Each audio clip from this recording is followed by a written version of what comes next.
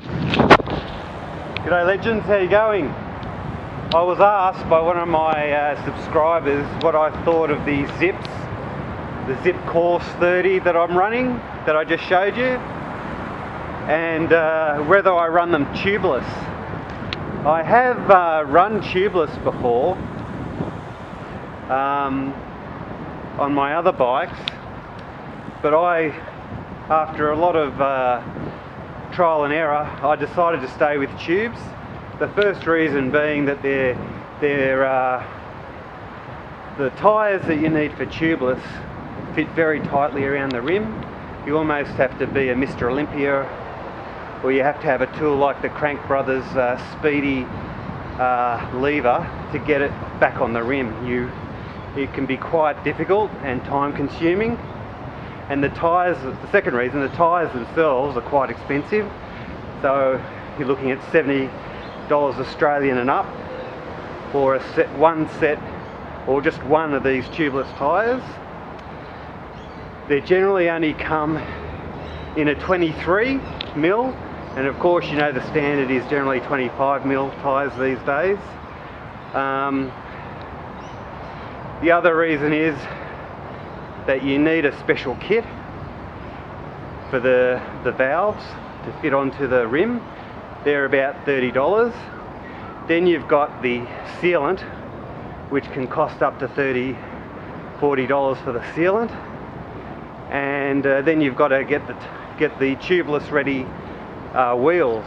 But there are some videos where you can use wheels that aren't generally meant for a tubeless setup to be run, to be converted, but I wouldn't trust it.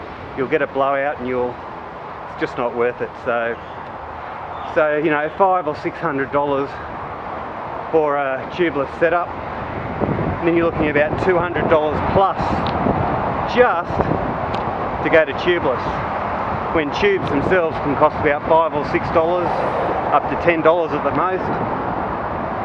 And they're, you know, when you get used to it, they only take about 5 to 10 minutes to change. And if you get a good set of tyres, like what I've got on these, or the GP4000s, and you might put some tyre liners in there, the benefits outweigh, in my view, the hassle of having tubeless.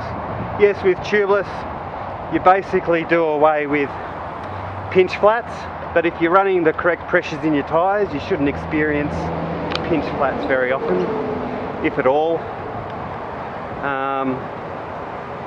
I've been fairly fortunate in that I haven't really had a pinch flat for a very long time. I've had cut sidewalls and you know, blowouts from hitting a piece of debris on the road, but generally speaking, I don't get too many pinch flats because I know the correct tyre pressures. So that's just my opinion. You may have a different experience, but really I just, after many thousands of kilometres of riding, I just prefer having the good old-fashioned tubes and perhaps some tyre liners to reinforce them. As far as these wheels are concerned, the zips, I'll just show you again.